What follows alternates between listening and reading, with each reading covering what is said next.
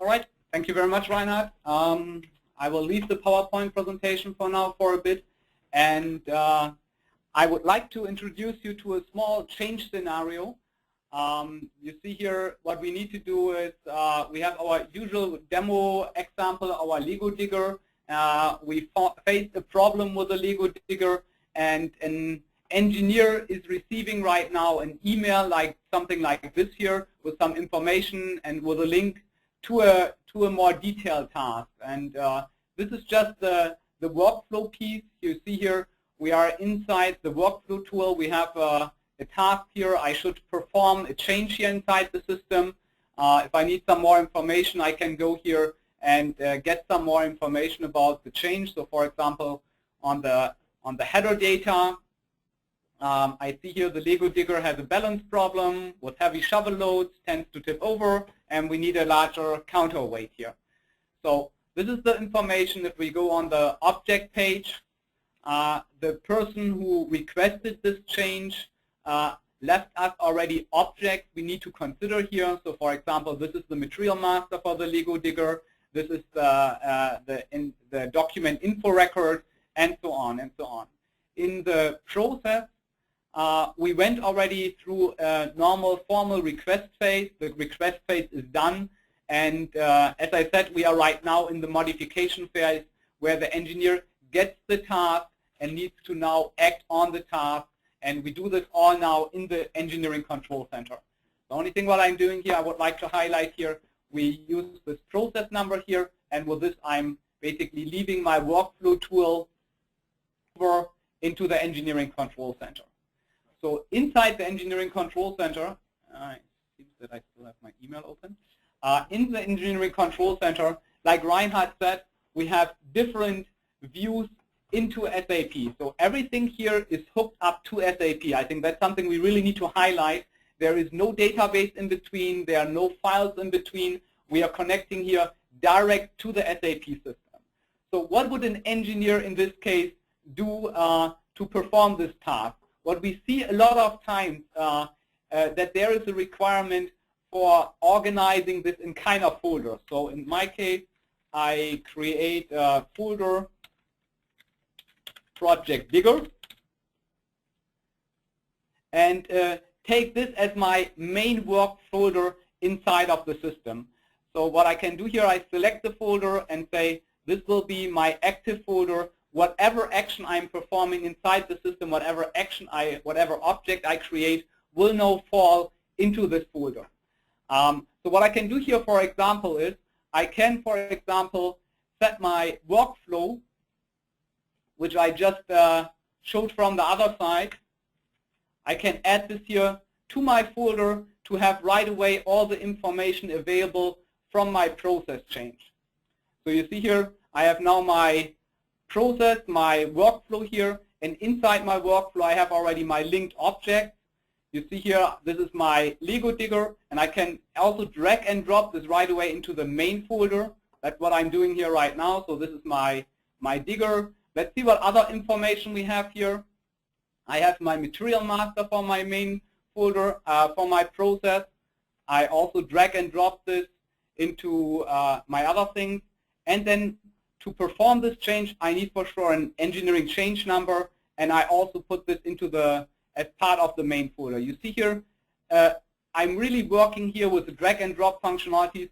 I could have just left this inside this large folder here from the Lego digger, but in this case, I just like to have it better on the main view. So maybe to get an overview about the surrounding here, I would like to perform some queries inside the system, and Engineering Control Center allows me to store some predefined queries. So for example here, I have all my released assemblies. If I open this, then I see a canned query, which I prefer, or which I defined previously, where I have, for example, all my products for my released assemblies. And in the same way, I could say, okay, I would like to create a new query. Again, it has to do something with my Lego digger. And now the system asks me, what are the search parameters for this query? So in this case, I'm making it very easy. I just search here for Lego. I could also have searched for document ID type, basically all information inside the document management, material management, etc. system. So I say, okay, I would like to see this.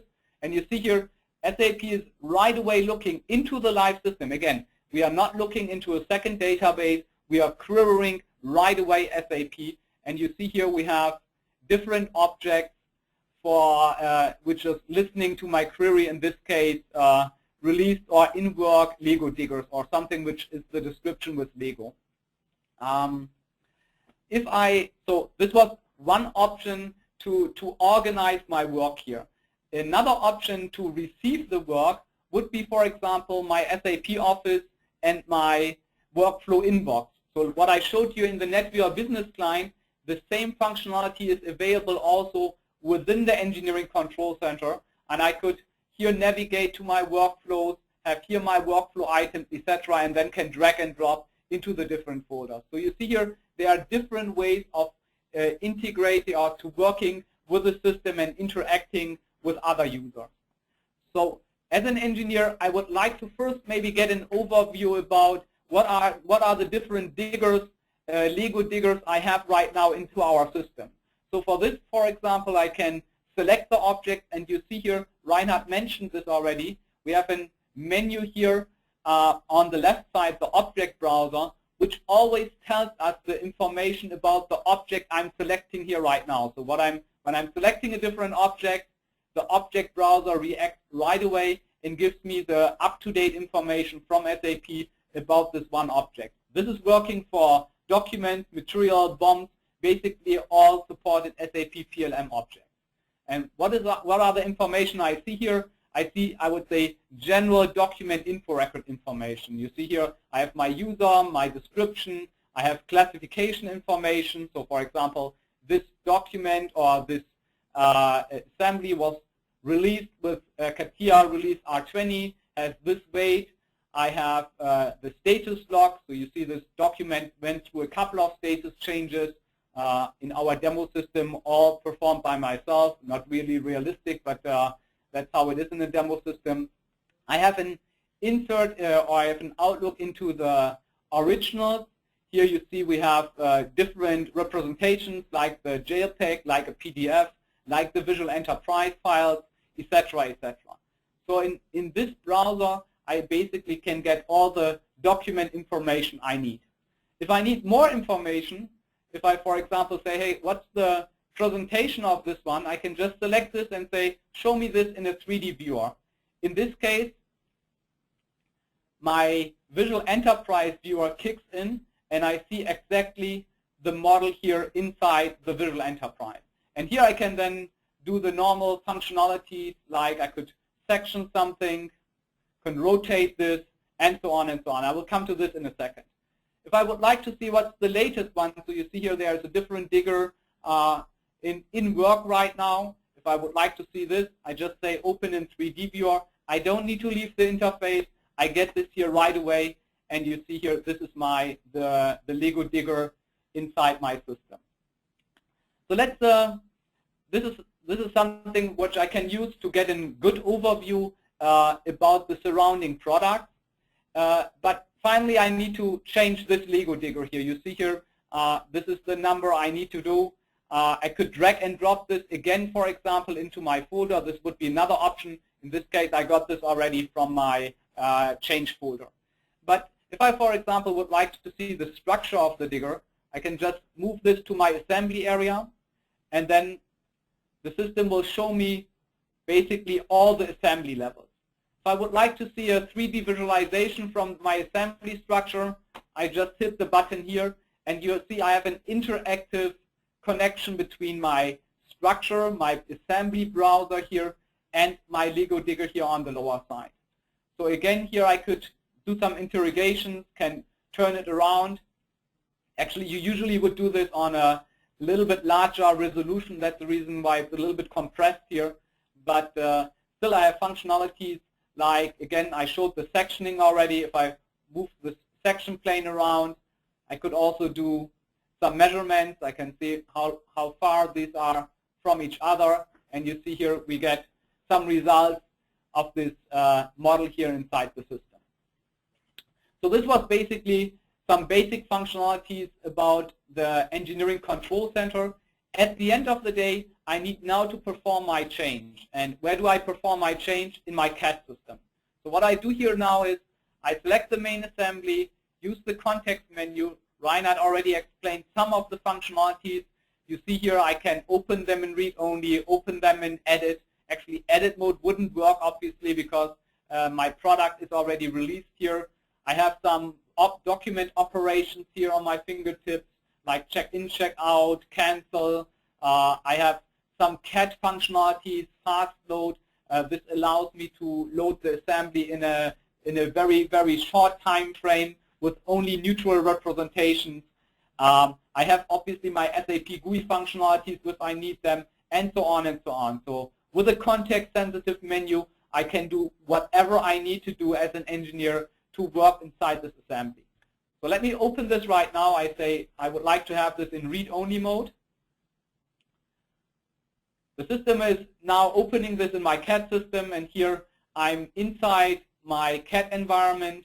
In this case, Catia, as Peter and Reinhard mentioned already, this is now available or will be available with all major CAD systems. It just happened that we, on the Catia side, we did a little bit up front. That's the reason why we are using Catia here as our demo system. So what would be my task inside the CAD system? I would need to create, for this change, I need to enlarge my counterweight. Remember, this is our task here. I would need to create probably a new version for this assembly, and I need to create a new version here for my counterweight. And this functionality I have all in my integrated menu. You see here, like on the NX side, I have also here inside Catia, and this will be the same for all the other CAD systems. I have my main functionalities here, like I can create a new master document, I can check the structure, I can check in data, I can save something inside SAP, I can check something out, and I can create a new version, clone objects, etc., etc. So I have the main functionalities I need for the integration, either here on this button list or as a normal function menu in a menu inside Catia. So what I'm going to do here right now is, as I said, I create a new version for my assembly here. So the system asks me, do you want to create a new version? I say, yes, I would like to do this. Now a communication process in the background happens with Engineering Control Center. They basically create the new version in the background, and in our system we check in the new version here right away. That's something hold on. Yeah, okay. So if I check this out now to work on it,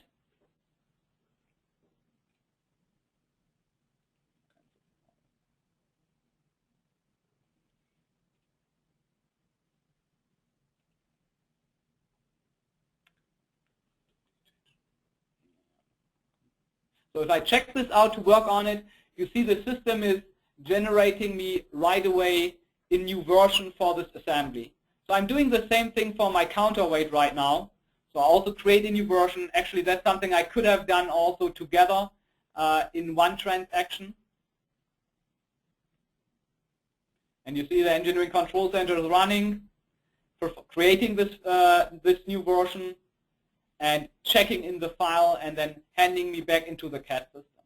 So in the same thing I do here, I can check this out, and while I'm checking this out, the system is telling me also right away that this is my first version of this assembly here, of this medium counterweight. So what I'm performing right now is a normal CAD task. I'm just going into my model management, whatever for example, raise this to 100, update my structure, and I'm basically done with my change here at this time. So if I, for example, need to have some more interaction with the CAD tool, you see with the Engineering Control Center, you see here on the Engineering Control Center side, in my Project Digger folder, I have two new objects. You see my new version of my Lego Digger, this is the assembly one, and I see the new version, the version number 1 of my medium counterweight. Due to the fact that I'm working always in a change scenario, I need also a change number for these 2 items. So what I can do is I can just select my item here inside the Engineering Control Center, and I just drag and drop this on the change master. The system asks me, if I want to assign this, and I just say yes. So if I consider this, if I would do this inside SAP GUI, this would be probably 20 clicks later. Here I can just drag and drop my object on the change master, and now it's assigned to this one change master. If I go to the basic data here, actually I see here that somewhere I have my change number, probably not here right now, but I would see this here in the here it is. It's just getting updated. Here I see the change number master. I'm just used to drag and drop these objects. So coming back to my CAD session here, I can now continue here. So I could manipulate this a little bit more. In my simple life, I would just check in my objects, and I'm done with my change. So also this is something I can use directly here from the CAD interface. I say just check in objects. The system is now transporting the object from my local system back into the SAP system, and I'm basically done with my change from this angle. And that's something we just accepted. So you see here, I have now my larger counterweight here, and this is part inside SAP of my new version. So I'm leaving my CAD system right now. I'm going back to the Engineering Control Center, and you see here these objects, they are getting into a certain status here. If I would like to move this status, for example, from one status to another, I just select these 2 objects, say I would like to change the status, and I can do this all together here. So for example, I can flip them first to in work, and then I flip them to be checked, for example, and so on and so on. So I'm asking right now that these objects are getting checked inside the system.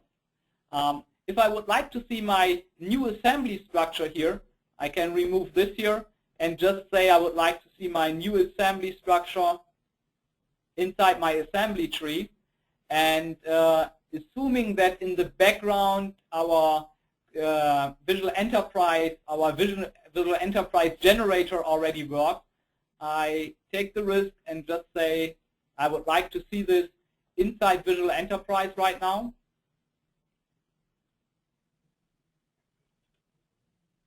And you see here, also in my 3D viewer, I see here the new object with a large counterweight complete. This functionality, again, is not just tied to my workstation. This will work with every Engineering Control Center or any other SAP GUI.